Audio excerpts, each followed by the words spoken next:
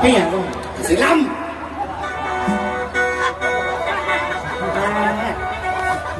ไม่อย่างก็พี่เพราะมันน้ำตาลกูโรนบ่ก่อนไปเอกก็สิน้ำตาลลดมันเป็นเบาหวานเนี่ย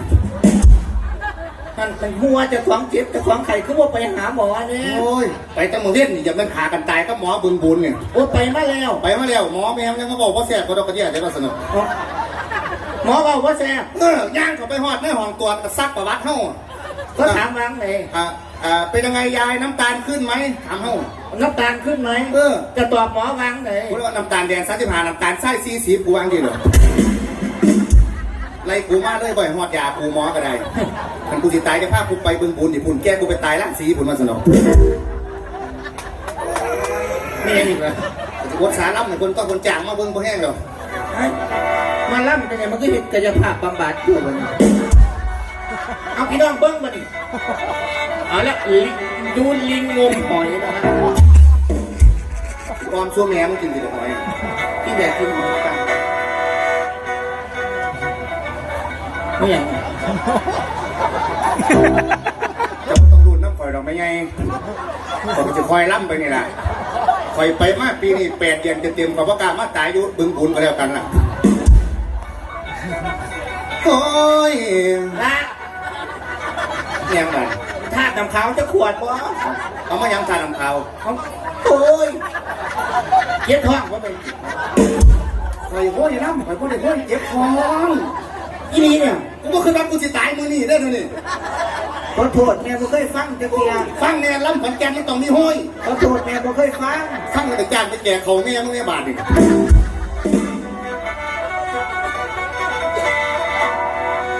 โอ้ยเอากระทั่งเศร้าอยู่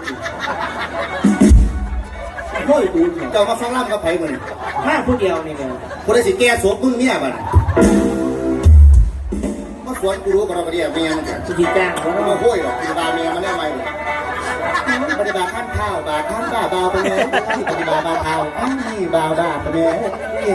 บาข้าวบาบาขั้นบาขั้นบาบาข้าวขั้นข้าวบาขั้นบ้าบาไปเลยปฏิบัติบาข้าวขั้นนี่มาไปเลยบาข้าวบาบาขั้นเดียวบาเนี่ยบางภาคละเอียดมึงโลกเป็นตะเลียดกูบริยานี่สิมาสมิงจริงที่หมายอย่างนี้เนี่ยโอ้มาล่ำขอนแก่นมันต้องล่ำแบบนี้ใครล่ำบุญคือหน่อยหันสุริเด้ผู้บาอาจารย์คอยเล่นรถหันล่ำติล่ำต้องเห็นให้เบิ่งไม้เนี่ยปฏิบัติขั้นข้าวแบบขั้นข้าวบาปฏิบัติบาข้าวข้าวบาแม่ตาฮัดปากแม่ไม่เป็นแค่ตอดกินหัวอาหารดีกว่าไปจังได้ไม่ได้แล้วคู่ยัยทำมาเตรียมอะไรเอาเจ้าเก่ามาสูงกูยันมันสวยคือเก่าเป็นมึงมาเศร้ามึงกระต่ายคือเก่าตัวอีทองม้าอีเป็นแหนแตกไม่หึงเนี่ยทองม้าจ้าพัตเตอร์บอเอามาอย่างใหญ่มันตีแตกมึงเลยมันเลือนซื่อๆละอาหารระดับอำเภอเนี่ยอาหารระดับอำเภอคู่ขันอำเภอเขาอียันดูในเรื่องเลยเขาไป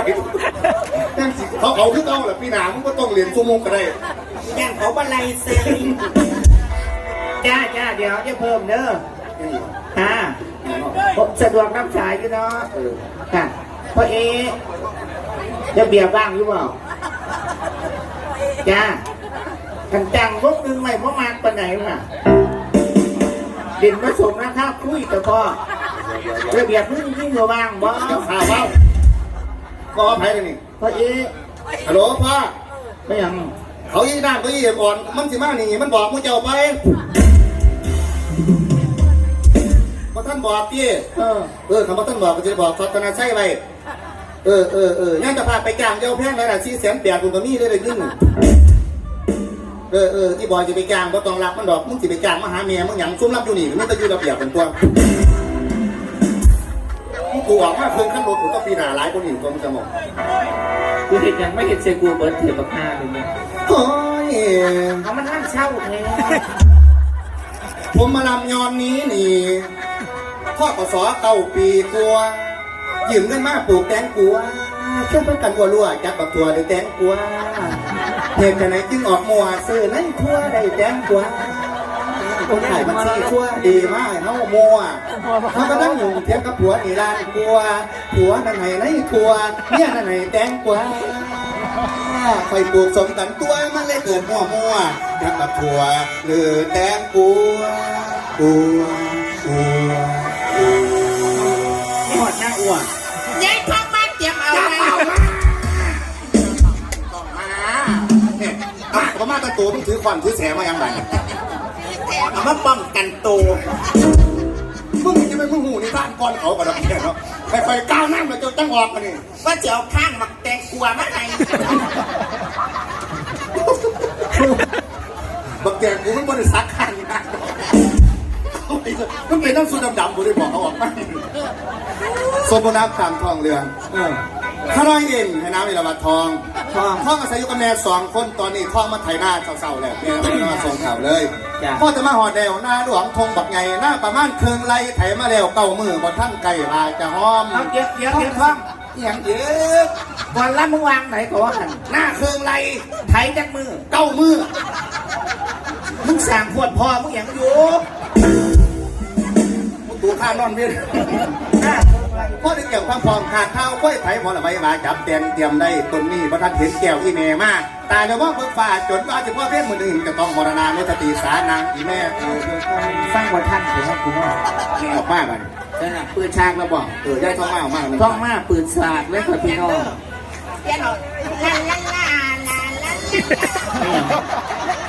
ท้องไม่ให้ฟังมาอีฟังมาเอาฮอดมองออกแล้วมันก็มองออกบัดนี้มึงไปฟังยังอยู่หันบัดนี้ ออกตะหึง ฮอดมองออกแล้วเจ้าไปใส่ กูฆ่าสั่งให้เตย เช่นไหน ลาลาลาลาลาลา สลายฝากมาทำเร็ว ทองมาพูนล่ะยายทองมาเตรียมเอาได้หัวอาหารนั่งทรงตรงมา ว่าหันแม่จะว่าไปเกียร์ปลาดุก